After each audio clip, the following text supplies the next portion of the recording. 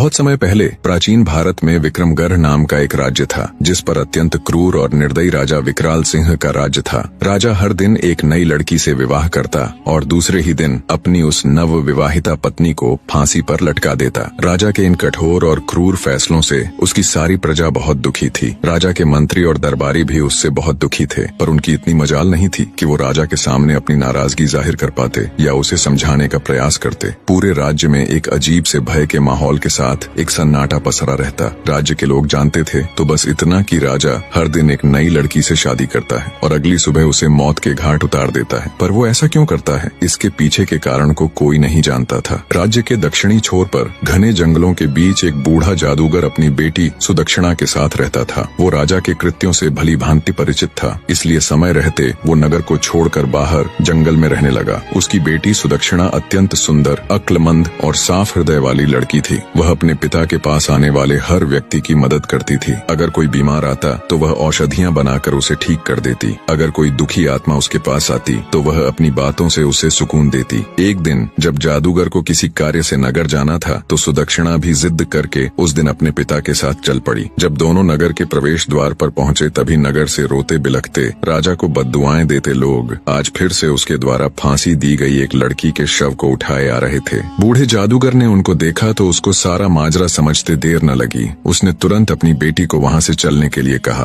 पर सुदक्षिणा ने जब उन रोते बिलखते लोगों को देखा तो उसका हृदय द्रवित हो उठा। वो बोली, नहीं पिताजी, पहले मुझे ये जानना है कि ये लोग क्यों इतने दुखी हैं और क्यों ये राजा को भला बुरा कह रहे हैं। जादूगर के बहुत समझाने पर भी वो वहां से नहीं गई। कुछ लोगों से जब उसने इसका कारण पूछा तो लोगों ने उसे एक बार के लिए अजीब निगाह से देखा और बोले, क्या तुम्हें कुछ नहीं पता? सुदक्षिणा के मना करने पर उन लोगों ने अपनी पूरी पीड़ा भरी दास्तान उसके सामने कह सुनाई। सारी बात सुन सुदक्षिणा एकदम सन्न रह गई। कुछ देर बाद वो अपने होश संभाल अपने पिता से बोली, पिताजी, मैं राजा के साथ विवाह करना चाहती हूँ। बेटी के मुख से ये बात सुन जादूगर सकते में आ गया और बोला, बेटी, क्या तुम पागल हो गई हो जो ऐसी बात कह रही हो? तुमने अभी सुना ना कि राजा दूसरे ही दिन अपनी पत्नी की हत्या करवा देता है। सुदक्षिणा बोली, पिताजी, मुझे अच्छे से पता है मैं क्या कह रही हूँ। आप तो बस मुझे राजा के पास जाने की इजाजत दीजिए। अगर मैं अपनी बुद्धि, करुणा और सत्य के बल पर एक निर्दयी व्यक्ति को बदल सकती हूँ तो यह मेरे जीवन की सबसे बड़ी उपलब्धि होगी,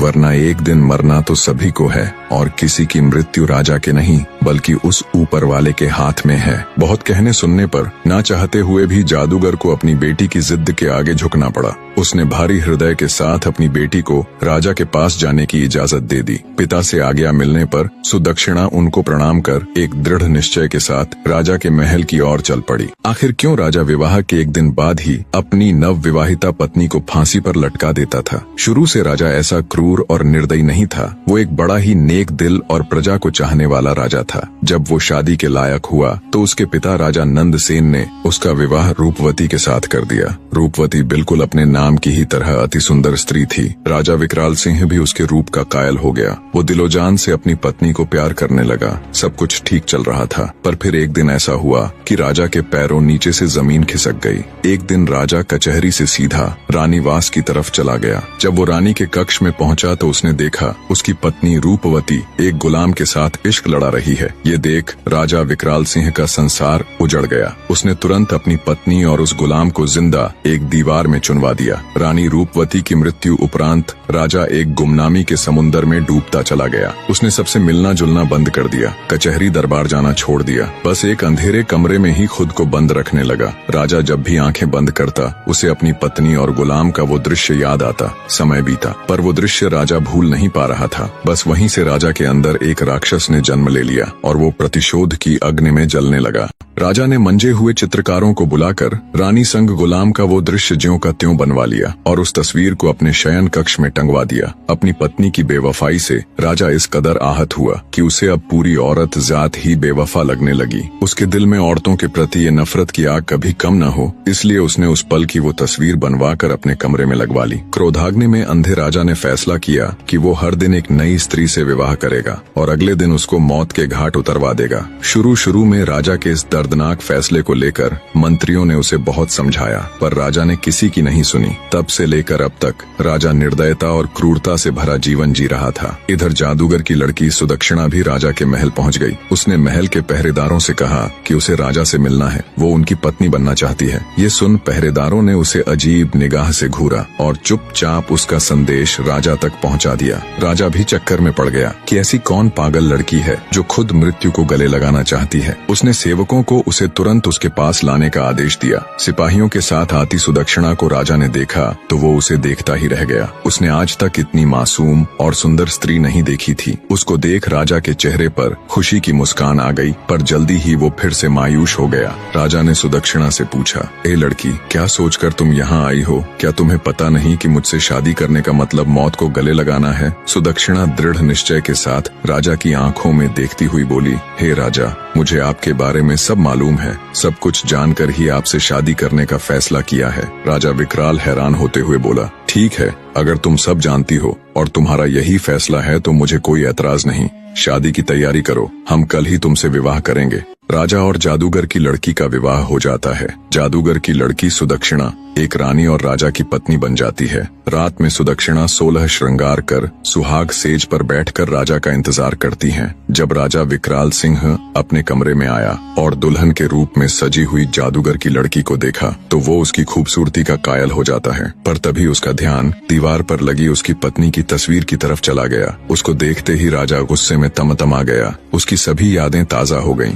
राजा को औरतों की बेवफाई याद आ जाती है, पर राजा के दिल के एक कोने में सुदक्षिणा के साहस, उसकी सादगी और रूप को देखते हुए उसके लिए एक अलग ही जगह या कहे इज्जत बन गई थी। राजा ने गुस्से से सुदक्षिणा से कहा, तुमने यह बेवकूफी वाली हरकत क्यों की? ये जानते हुए भी कि कल सुबह तुम्हें हम कत्ल करवा देंगे। नवविवाहिता रानी बड़े ही शिष्टाचार और आदर के साथ बोली, मेरे स्वामी, ये फैसला तो उस ऊपर वाले ने किया है और उसका फैसला मुझे हर हाल में मंजूर है। राजा बोला, सुबह तुम्हारे साथ क्या होगा ये जानते हुए भी? रानी सुदक्षिणा बोली, महाराज, मैं अच्छी तरह जानती हूँ कि सुबह होते ही आप मुझे मरवा देंगे, लेकिन उससे पहले मेरे पास आज की पूरी रात है और मोहब्बत की खुशी को लंबाई से नहीं नापा जाता बल्कि उसकी गहराई देखी जाती है। राजा बोला, तुम्हारी इन दिल फरेब बातों का मेरे ऊपर कोई असर नहीं पड़ने वाला। रानी सुदक्षिणा बड़े स्नेह और मर्यादा के साथ बोली, हे स्वामी, मैं एक रात के लिए ही सही पर आपकी पत्नी तो हूँ। इस नाते इस रात पर मेरा पूरा हक है। सुबह जो आपको करना है आप कर लीजिए। बोली, महाराज, पर अभी के लिए अपने इस गुस्से को त्याग दीजिए और थोड़े शांत हो जाएं। रानी सुदक्षिणा की बात सुन राजा का क्रोध ठंडा पड़ जाता है और वो आराम से कमरे में रखी एक कुर्सी पर बैठ जाता है। रानी सुदक्षिणा बोली, महाराज, आज की रात आपका दिल बहलाने के लिए मैं आपको क्या सुनाऊं? कोई किस्सा सुनाऊं, कोई शेर और शायरी सुनाऊं या फिर कोई गाना सुनाऊं? राजा बोला, तुम मेरी एक रात की पत्नी हो और इस रात पर तुम्हारा पूरा हक है। चलो तुम कोई किस्सा सुना दो। रानी बड़े अदब से राजा को जी महाराज कह एक किस्सा सुनाना शुरू कर देती है। एक व्यापारी था, उसकी बीवी, एक जवान बेटी और 2 छोटे बेटे थे। बेटी जवान होने के कारण व्यापारी को दिन रात उसके विवाह की चिंता खाई जाती। वो पैसे जोड़कर धूमधाम से अपनी बेटी का विवाह करना चाहता था। एक बार उसे व्यापार के लिए परदेश जाना था। सफर लंबा था। वह अपने घर वालों से कुछ दिन में आने की कह चला जाता है। जाते हुए उसकी बेटी उसे खजूर देती है और कहती है, बाबा, सफर लंबा है, भूख लगे तो रास्ते में खा लेना। बेटी के दिए खजूर को लेकर व्यापारी परदेश के लिए निकल पड़ता है। लंबा रास्ता और तेज धूप के कारण वो चलते चलते थक जाता है। तभी उसे रास्ते में एक कुआं नजर आता है। सोचा क्यों न थोड़ी देर यहीं सुस्ता लूं,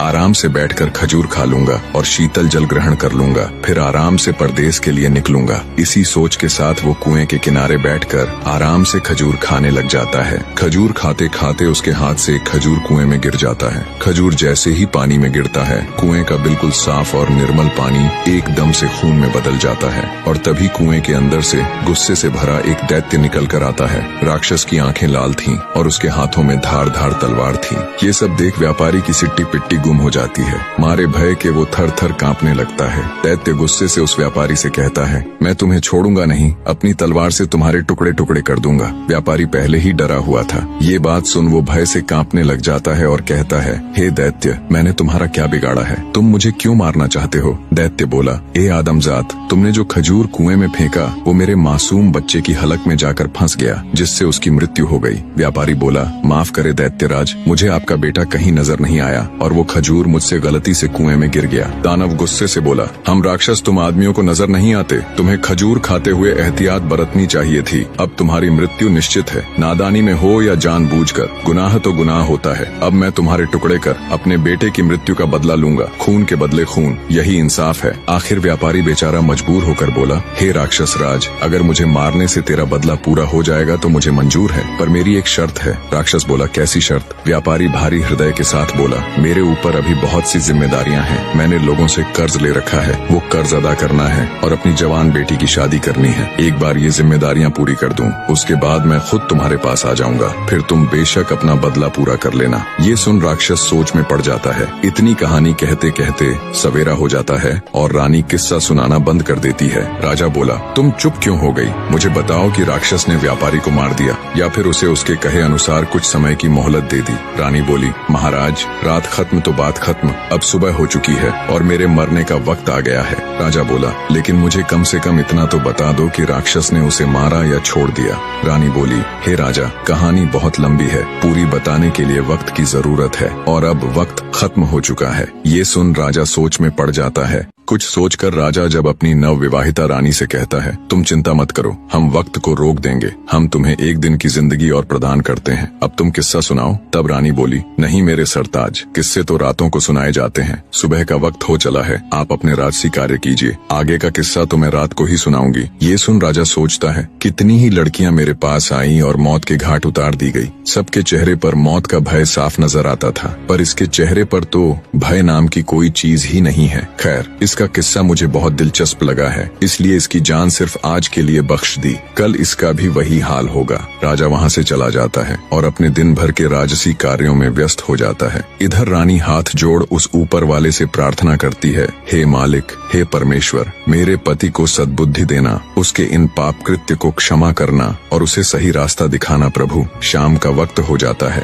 राजा बेसब्री के साथ कमरे में आता है और कहता है, रानी अब जल्दी से किस्सा सुनाना शुरू कीजिए। राजा की बेसब्री देख रानी कहती है, थोड़ा सब्र रखो महाराज, मैं आपके लिए खाना लगा देती हूँ, पहले भोजन ग्रहण कर लीजिए, फिर मैं आगे का किस्सा सुनाना प्रारंभ कर दूंगी। और राजा को खाना परोस देती है। राजा बोला, ये तो नौकरों के काम है, तुम ये क्यों कर रही हो? रानी बड़े प्यार से बोली, नहीं मेरे स्वामी, यह एक पत्नी का कर्तव्य होता है कि वो अपने पति का ख्याल रखे। राजा बोला, तुम्हें कौन सा मेरे साथ पूरा जीवन व्यतीत करना है, और वैसे भी आज की रात के बाद तो ये काम नौकरों ने ही करने हैं। रानी बोली, हे स्वामी, आज की रात ही सही, पर आपकी सेवा करने का मौका तो मिला, मरते समय सुकून से मर सकूंगी, जितना भी समय मिला अपने पति की सेवा तो की। ये सुनकर राजा के दिल को बहुत सुकून मिला, लेकिन तभी उसको अपनी बीवी की बेवफाई याद आ गई। राजा गुस्से से बोला, ये फालतू की बातें मुझसे न करो और जल्दी से किस्सा सुनाना शुरू करो। राजा की बात सुन रानी किस्सा सुनाना शुरू कर देती है। व्यापारी की बात सुन थोड़ी देर विचार कर दैत्य बोला, अगर मैं तुम्हें कुछ समय की मोहलत दे दूं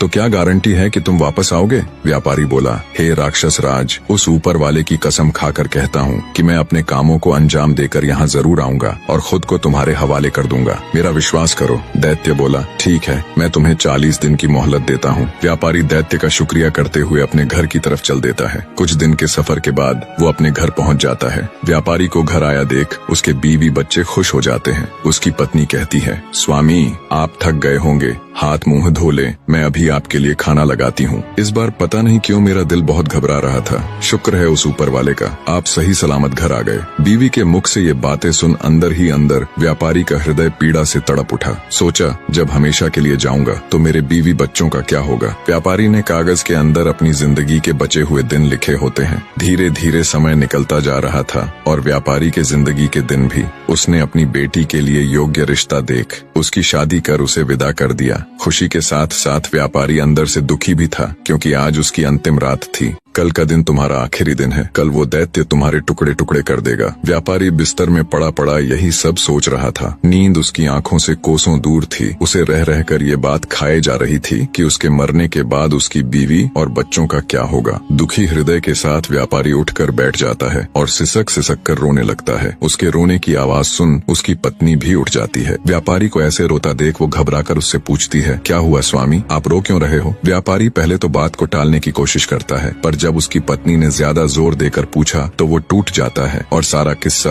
अपनी पत्नी को रोते रोते कह सुनाता है। सारी बात सुन व्यापारी की पत्नी का कलेजा मुंह को आ जाता है। वो तड़प उठती है और कहती है, स्वामी, आपकी जगह पर मैं उस दैत्य के पास जाऊंगी। मुझे चाहे कुछ भी हो जाए, चाहे वो दैत्य बेशक मेरी जान ही ले ले, पर मैं आपको कुछ भी नहीं होने दूंगी। राजा किस्से के बीच में ही बोल पड़ता है, वाह क्या औरत है, ऐसी औरत भी दुनिया में होती है। ऐसी नेक और वफादार बीवी की दहलीज पर तो फरिश्ते भी अपना सिर झुकाएं। रानी बोली, बिल्कुल ठीक कहा महाराज। कुछ बदकार औरतें होती हैं जिनकी वजह से सभी औरतों पर उंगली उठाई जाती है और सबको एक जैसा समझा जाता है। यह सुनकर राजा सोच में पड़ जाता है। रानी आगे का किस्सा